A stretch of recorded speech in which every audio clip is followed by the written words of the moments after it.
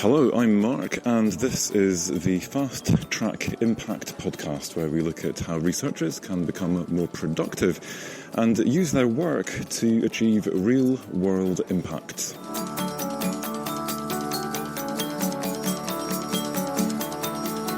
Today's podcast comes from the ARMA 2016 conference. You can probably hear the background noise. I am standing on the margins of the conference, and over the last 2 days I have been collaring some of the leading thinkers in research impact, both from the research side of things and also from the research management side of things, to find out what they think the future will bring.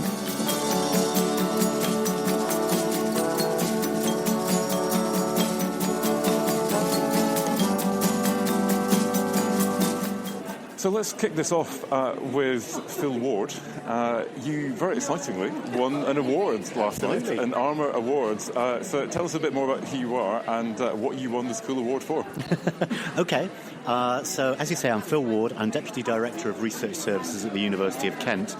And I've been there for a decade, and my role has changed over that time. And at the moment, I have oversight of research management at the university, but particularly for the pre-award side of things, for the research development side of things.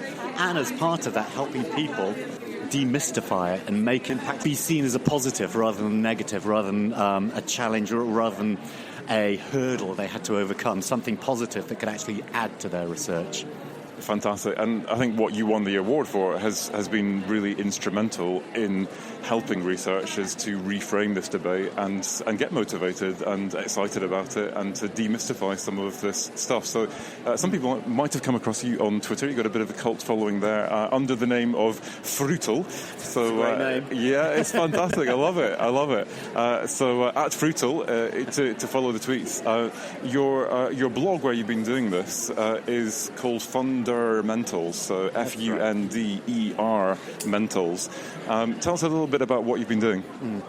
Well, you're right in that the purpose of the blog initially was to help, well, partly to create a sense of community, both at Kent amongst the academics who I help and support, but also more broadly across the UK to help people working in roles such as mine to share the pain to a certain extent, but also to provide some kind of hints and tips from sessions such as you've run at the University of Kent. I might put some kind of just general pointers of things learnt from those sessions. So there's a bit of that. There's a bit of a kind of notice board element to it. But more than anything, I think the most popular part of the blog is the bit where I let off steam and I do kind of comic skits on some of the frustrations I have with the research councils or some of the funders, whatever comes to mind. And in a way, it just helps people realise that they're not alone in this, that some of their frustrations are shared across the piece, whether it be dealing with impact or whether it be dealing with the frustrations of the JES system for the research councils, the expectations of government, whether it's, Boaty McBoatface or whatever issues are doing the rounds at the time, I try and cover and give an alternative slant to it. So yeah, I've been loving this blog. Massive entertainment value as well as being seriously informative. Tell me, through the blog and in other ways, how have you been helping researchers to get to grips with this impact agenda? So, as I say, when impact first came on the scene or was first introduced by the research councils as something that people had to take into consideration when they were putting together applications, this was around 2008, and people either reacted with horror and said, actually, how do I know what the impact of my research is going to be? There's no way I can predict the future. Or they just kind of refused to have anything to do with it. And at that point, we decided to essentially help, as a general audience, help them possibly identify ways that their research could be having impact. So we had these impact surgeries, if you will. If people were putting together an application to the research councils and they say, look, I'm working in theoretical physics, I don't have a clue how my research might have impact, we'd say, well, just drop us an abstract and we'll get together with colleagues in the research office, colleagues in the corporate communications, the press office, people in commercialization, people across the university who have had some experience with working either with end users or with, working with the media, or more broadly, just thinking about people outside of the university who might be interested in research.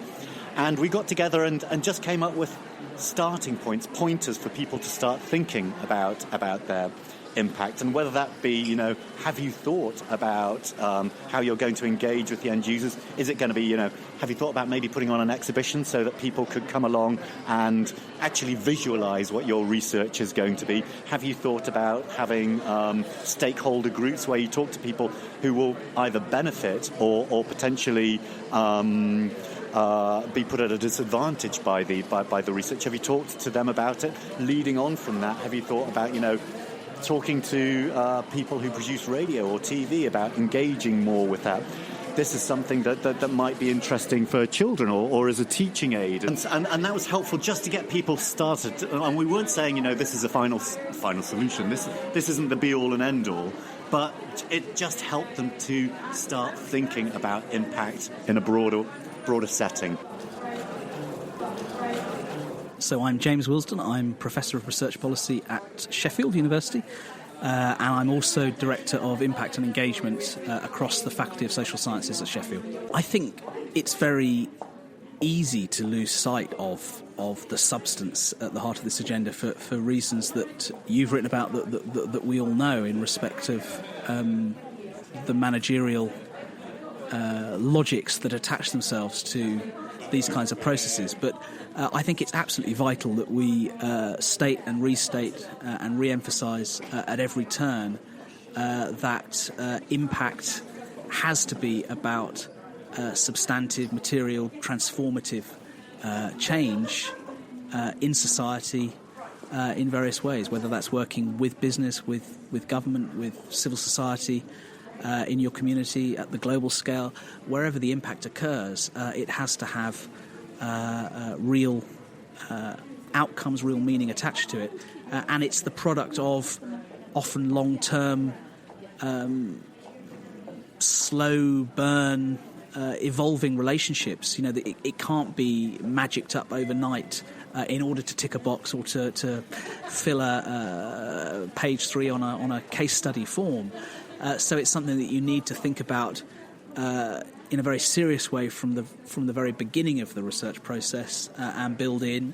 And this is where, for me, some of the more exciting things going on in the impact agenda dovetail and link to agendas of co-production, of co-design in research, where we're seeing, I think, lots of creative experimentation across the UK higher education community, some of which has been triggered and encouraged and strengthened by the formal machinery, if you like, of the impact agenda, but a lot of which has happened anyway and would have happened anyway. And in a sense, we need to get better at joining those two things together so that you have the substance of co-production feeding in more directly and systematically to the capturing and presentation of impact through exercises like the REF, through other modes of research evaluation. And I think lots of the best institutions kind of get that. There's lots in the external environment to encourage it, the emergence of global challenges, fund, the promised structures around UCRI. We wait to see what will be in the next REF from Lord Stern in respect of potential broadening of some of the definitions around impact in the next REF exercise. Lots of these things can actually help to achieve this leap. But at the end of the day, we have to do this stuff because it matters substantively, irrespective of all of these rules and regimes that we operate within, because that's one of the things we're here to do as academics who want to have a meaningful impact on the world. Fantastic. So UCRI, the acronym is the UK Research and Innovation, which is going to be the new name for what are currently the research councils who distribute most of the research funding in the UK. I really like this point that you made earlier on in your presentation to ARMA here about the co-production of knowledge, and you also looked at the flip side of that and some of the threats to that. And I wonder if you can tell us a bit more about what your fears are, but also your hopes for the future of research impact along those lines. Sure. Well, co-production, of course, isn't anything new. We've had a long running set of debates. There's a rich academic and practitioner literature on co-produced research. I think in terms of where we are now, the changes we're seeing in the research funding and research policy architecture and landscape, it's very important to recognise both the importance of co-production, as we've been saying, but also the need to invest meaningfully in partnerships that yield those rich interactions and can inform research agendas at the design stage. And the point I highlighted in my talk today was that it's actually got quite difficult in the existing research funding system to bring in different sorts of partners to projects, non-traditional, in inverted commas. I mean, even the language is designed to sort of create barriers and boundaries. And I think that's something that will need to be addressed if the rhetoric, the aspiration around multidisciplinary research, around challenge-oriented, outcome-oriented research, if that ambition is to be delivered, we need to find ways of actually supporting and sustaining relationships. So to give a very concrete example, when I started out in research in the late 90s and early 2000s, I worked in various think tanks. I spent a long time at the think tank Demos, and I used to get funding from the ESRC working with academics in projects that we would now call co-production. I don't think we did call them co-production back at that point, but they were essentially co-produced research projects and research agendas. And the model allowed think tanks as civil society participants to receive a modest but meaningful proportion of funding. That's got much more difficult to do. And if we want to bring civil society partners in, even if we want to bring public sector partners in these straitened times, we need to think harder about what's required to support, fund, sustain their involvement. Hello, my name's Jenny de La Salle. I'm a freelance information professional and former librarian from the University of Warwick originally. So Jenny, for you, from where you're sitting, what is the future of research impact? So I think using the online environment and becoming a digital academic is really important. So having that presence in the digital space and looking after it and maintaining it and doing things in a different way. So scholarly communication traditionally has been all about creating your journal article and communicating directly with other academics using that very academic language. And I think there's now an increasing recognition of the need to translate some of that research into the kind of language that the practitioners would understand in order to have impact. So yes, your scholarly communication can be through your journal articles, but maybe you need to have an extra layer on top of that, some tweets, some blog posts, some other kinds of articles that you would produce about your research, maybe referencing your academic paper for people who want to read it. And I think one of the things that would be really important with your academic papers then is to make sure that they're open access so that people will be able to actually read the full article and the original research and understand that fully when they've read something that's a little bit of a teaser that takes them to it. Very good. So you work with Pyrus. How does Pyrus help researchers become that digital academic?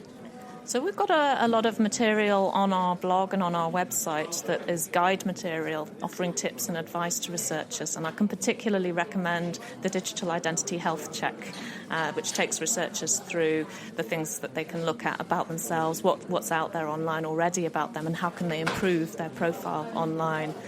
We tweet quite a lot using the hashtag Digital Academic, so that's one to watch for tips. And on the blog itself, you have the opportunity to be a guest blogger. So that's one way you can promote your research more broadly and get a feel for what it's like to blog about your research. I think guest blogging is really a good way forward for achieving impact for academics. Maintaining your own blog can take a lot of time, but piggybacking on someone else's audience through guest blogging is an ideal way to get a foothold into blogging. Yeah, I totally agree. I've done it myself. In fact, I've blogged on Pyrus myself. So absolutely. I think there's an opportunity for researchers to think about how they want to communicate their research to other scholars, to other academics. And there are the traditional journals that are now online and open access and moving towards the more innovative models. But there are, of course, the innovative journals. And I think there's a lot of opportunity for researchers to investigate different ways of communicating their research to each other in the digital space. I think one of the things that interests me about Pyrus, I have to confess I didn't realise this until the conference here today. This goes far beyond just blogging, social media, and helping academics become that digital academic. And one of the key things that this as a platform is doing is actually trying to matchmake researchers with people out there in the real world who have knowledge that they can apply in their industry, in policy, in practice, or whatever it is. So Fiona, you're director of Pyrus. Tell us a little bit more about this side of the work that you're doing. I'm not sure if everyone is aware of that. Yeah, sure, it's a very recent innovation, but something that we've been considering for quite some time. This gap that sits between the expertise that's needing to be visible, the stuff that Jen talked about being the digital academic and managing your personal and professional reputation in the digital space, and then the people who are trying to access that expertise but are not wanting the same relationship that they have where they're funding research. They're wanting to purchase into that expertise and apply it into real-world situations. A very different relationship to the kind of funder-researcher relationships that we often think about when we're thinking about impact. So we were really keen to get these worlds closer together by brokering those relationships, using people to help access that expertise and get it out there into government, into public organisations, into the third sector. And of course, this creates the pathway to impact that, you know, is really important, much more important now in the future in relation to developing the impact agenda. We also know that many more researchers have portfolio and entrepreneurial careers where they may be balancing a number of different types of activities. That this sort of work will actually fit really well into that kind of what we often see as a traditional academic role. Alongside that, they could be doing this type of consultancy work. The small pieces that we are looking at, we're not looking at the big contracts that universities would be chasing. We're looking at the smaller pieces of work. In a policy environment which is becoming increasingly agile, there's multiple small inputs that need to go into that sort of policy work. And we know that talking to the people in the policy context, that they're really wanting to access that expertise. But how do they do that? How do they find people in universities which are traditionally seen as very opaque from the outside? So this is what we're doing. We're opening up that expertise. We're going to help equip researchers to be able to undertake that type of work and understand the different relationship that they would have with the person who seeks that expertise. And we recognise that while this might not initially lead to impact in the traditional sense of the word, that these small steps, the small assignments, develop the networks, develop the visibility and reputation of these individuals, which then means they can move towards the full impact side of things that we more commonly think about.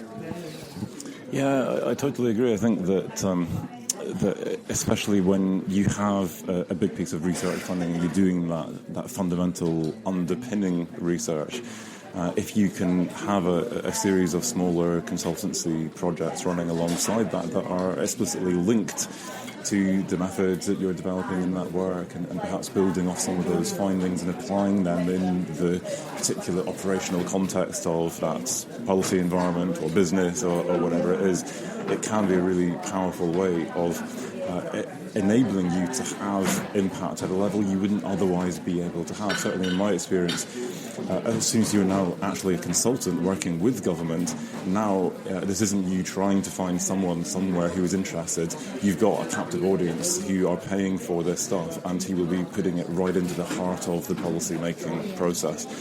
And at the same time, I think the other great thing is that you can then use that consultancy money to actually pay for additional help and staff and getting PhD students to review some of that literature for you. It enables you as an academic to be that bit more agile and entrepreneurial in your approach to research, so you can actually squeeze this stuff in quite efficiently. Do you have any examples? Can you give us a flavour of any particular project that has been funded through the Pyrus model? So we've had some examples of activity that with the Department for Education, where they were looking for particular input and advice around a curriculum issue, which I won't go into the specifics of exactly what that was for obvious reasons. And, actually what they wanted was not a written document telling them the advice. They wanted to speak to someone. It was a very, quick input that was required for that. So that was actually a conversation. That expertise was needed really quite quickly. We also have examples of ministerial correspondence where they're needing to check and make sure that they're giving the correct evidence-based information back into these responses. So it's that kind of thing that we're seeing is coming out much more quickly. And I think the issue for the policymakers is they tend to go back to the same people that they ask over and over again because they trust them and they've built those relationships. Just as you mentioned, Mark, they have people that understand the context, they understand the culture, they understand that things sometimes will get ignored, in terms of, they will give the advice, but it might not get implemented. And also that the evidence that's provided by an academic will be one of multiple inputs into a policy decision. So we've had some live issues there that we've been matching expertise that we've got from the talent pool within Pyrus and the wider jobs.ac.uk environment, and we're using that to match that to these client needs. Yeah, just to be clear, jobs.ac.uk and Pyrus, what's the relationship?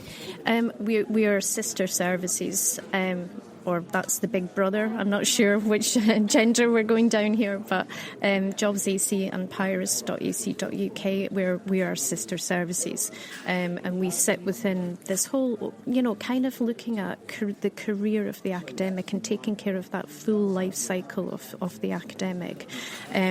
So not just looking at how they apply for a job, which might be the thing that we traditionally think about with jobs.ac.uk, but actually how they develop their career, the advice that they get, and recognising that traditional view of an academic going into a permanent contract and producing research outputs has gone, that it is about portfolio careers, entrepreneurial careers, and looking for other opportunities beyond academia. So that's a fairly radical view of the future of research impact. If the reality is, sadly, that finding a permanent job as a researcher is an increasingly challenging thing to do. But rather than seeing that as a challenge, to what extent could we actually reformulate that in our minds as an opportunity to just be that bit more entrepreneurial about our approach to research?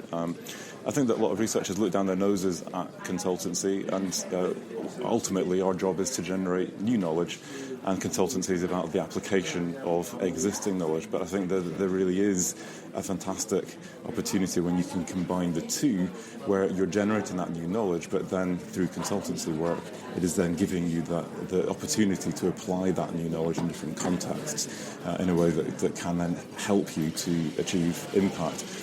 And so, as we look to the future of research impact, taking what you said, Jen, and what you said, Fiona, I think we're looking into a future which is going to be increasingly networked and online, and where academics are increasingly entrepreneurial and using those online networks to show what they can do, to make their knowledge available, but also their skills available, so that in this, at least current and increasingly in future, in this policy environment where there is much less money around, much smaller chunks of money, and where we're increasingly seeing policy being co-produced between many different actors in the policy community, including experts from academia.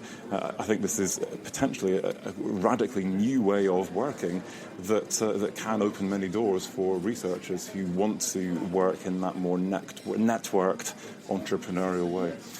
So, Jen, a final thought.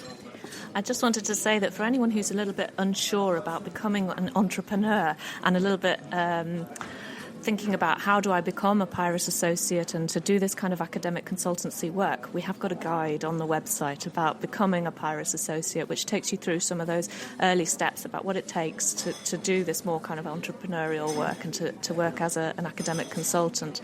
And also on the blog, we have a lot of people who've done it who offer their experience through the guest blog posts. So there's a lot of material there to help people on their way. So I'll be putting a link in the show notes to the work that you guys are doing. For those of you who want to look right now, this is www.piirus.ac.uk. Jen, Fiona, thank you very much indeed for your help today. It's been good. Okay, so the conference is now over, and I have found myself a side room to reflect on what it is that I think that we can learn from the people who I've interviewed in this episode. I think for me, what is quite encouraging is that I'm really seeing concerns now arising about the danger of academics just treating impact as another box to tick, and the various extrinsic motivations that may actually lead academics to pursue impact in ways that lead to unintended consequences. And I think that what gives me hope is that this is being spotted now before too much damage can be done. And people as a community are now really grappling with how can we get to the heart of this agenda and prevent these unintended consequences from happening. I think that one of the key answers to this, which is emerging, is this whole concept of knowledge co-production, the idea that we can actually jointly come up with new ideas as equals in collaboration with the people who need those new ideas to answer problems or develop new products or whatever it is that they're trying to do. We've left knowledge transfer behind us long ago. We're going now beyond even knowledge exchange, and increasingly this is a narrative which is about that co-production, that real team working to come up with these ideas.